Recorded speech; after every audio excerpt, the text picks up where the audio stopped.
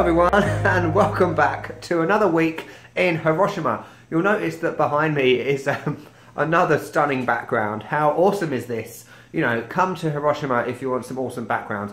So today I'm in a different location. I'm in the floor beneath where I'm staying. And I've got a wonderful swivelly chair.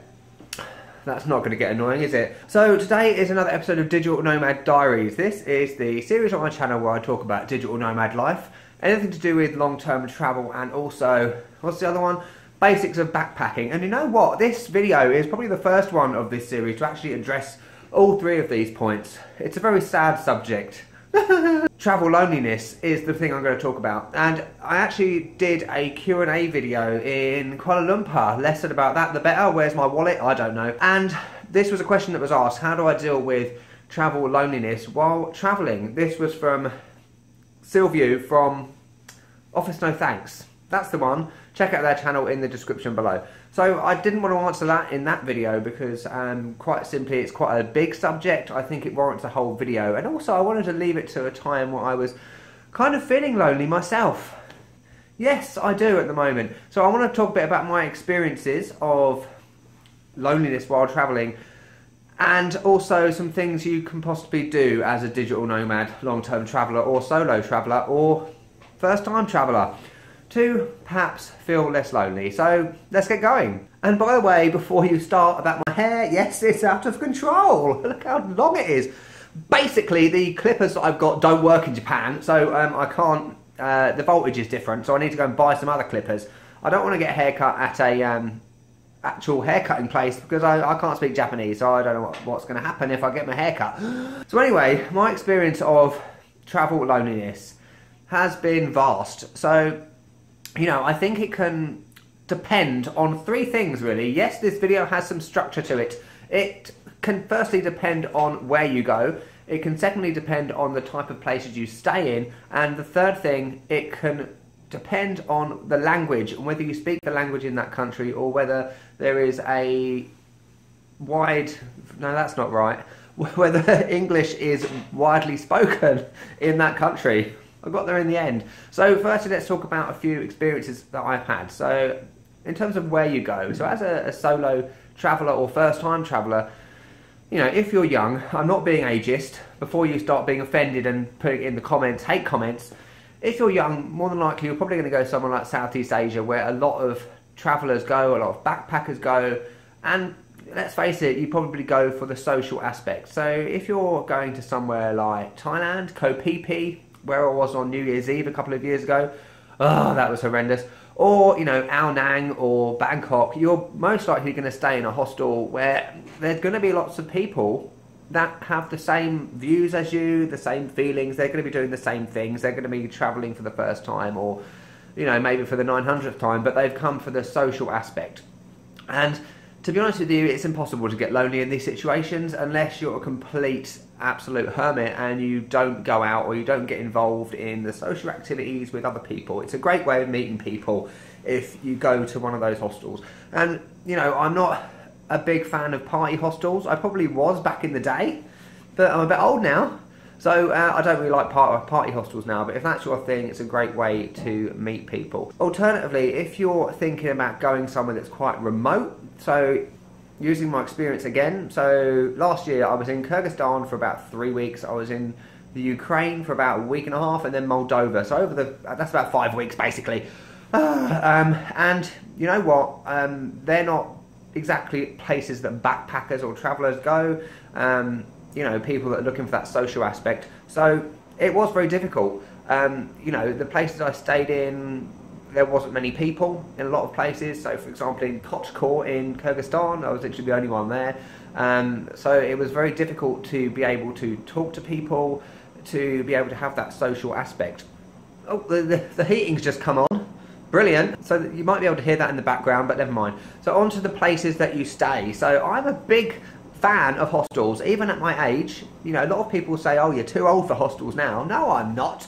You know, you get people in hostels that are 60, 70. Well, maybe not that old, but older people do go to hostels. And the reason I do, as a solo traveller, is because I do get lonely travelling solo, and it's great to be able to meet other people, you know. And one of the reasons I'm doing a work away as well at the moment is to be able to meet the locals and spend time with the locals, which is great. But, you know, and the thing I hate about travellers, hate's a strong word, dislike at times, is Airbnb. You know, so you get a lot of people that say, oh, check out my Airbnb, it's amazing. And, you know, Airbnb is great if you're maybe in a couple or a group, because actually it can work out a lot cheaper or a similar price to hostels. And, you know, you might get a whole apartment or, you know, whatever. It's great if you're a group or a couple because you can spend time with those people. But if you're going to get an Airbnb as a solo traveller, which I've done, I wouldn't recommend it because A, it's more expensive, B, you're stuck by yourself, and if you're, you know, again, Kyrgyzstan, where was it? Lake Issyk, the dreadful Airbnb. I will link it wherever up there if you want to check that out, my bad experience with Airbnb. And, you know, I was stuck by myself for like 6 days, no one spoke English, there wasn't much to do, I was on this resort, I didn't even plan to be on a resort, so it did get very lonely. And, you know, if you're in that kind of position where you are by yourself and isolated, you can go crazy. And I'm a bit mental anyway, and I find the more time I spend away from people, the more crazy I get and the more depressed I get. I need that human contact, and we all do. It's a human thing. We all need to have contact with humans or cats. Actually, I prefer cats to humans. Yeah, just get me a cat and I'll be happy.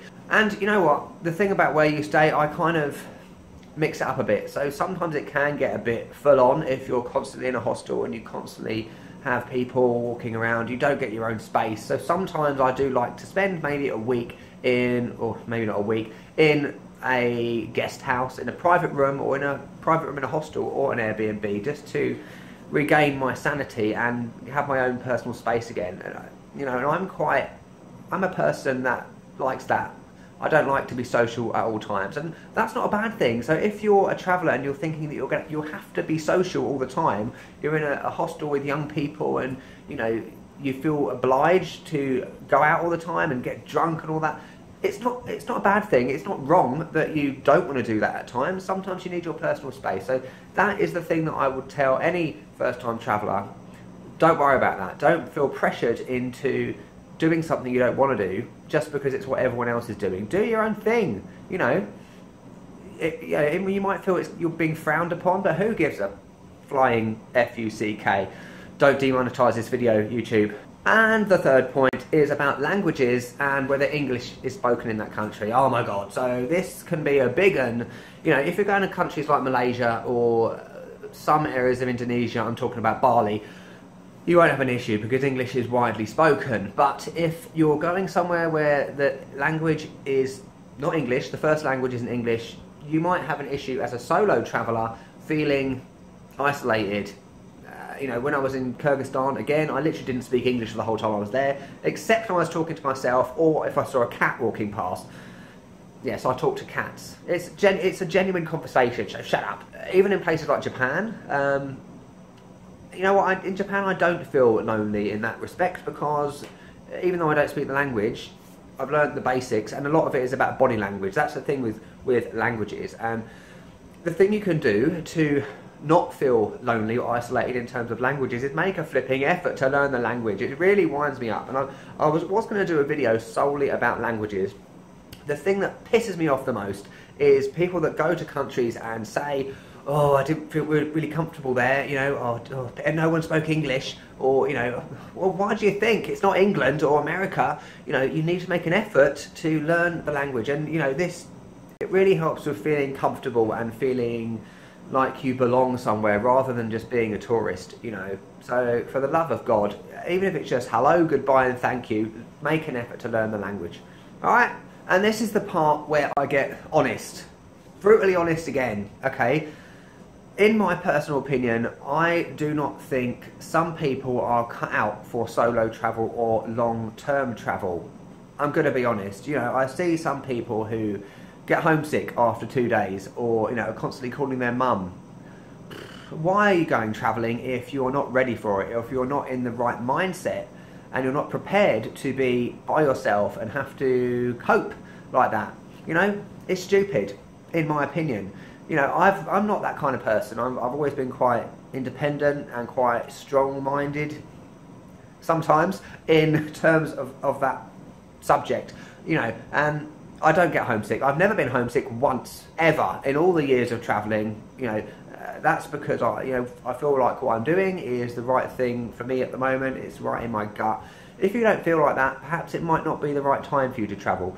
And that's not a bad thing. You have to be in the right kind of frame of mind in order to do it. So, yeah. That's pretty much it, really. And lastly, the point about digital nomad. So this is probably the point at which I felt the most lonely, because, you know, I'm teaching English, obviously by myself, for 5 hours a day, sometimes more than that, 5 days a week. I'm doing YouTube by myself. I'm doing editing by myself. I'm doing a work away at sometimes by myself. So it can get very lonely, and there's been some times in the last month maybe where I've been really depressed, and that's not like me, but you just have to give yourself a slap round the face, a metaphorical slap round the face, and make a real effort to talk to people and go out, because I think the longer you don't do that, the harder it gets to... Oh, hello Thomas from Chasing a Plate, you just sent me a message on Facebook. Awesome, it came up as a notification. Thanks for interrupting me, Thomas. It's okay.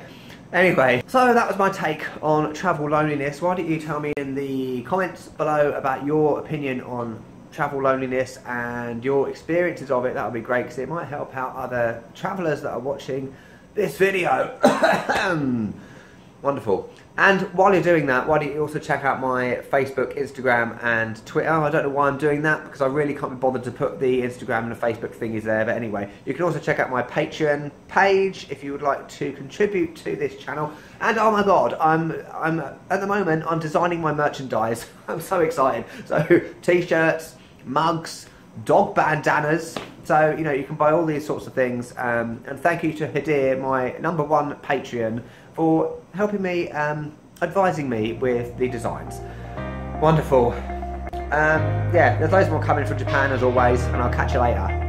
Woo, look at the chair.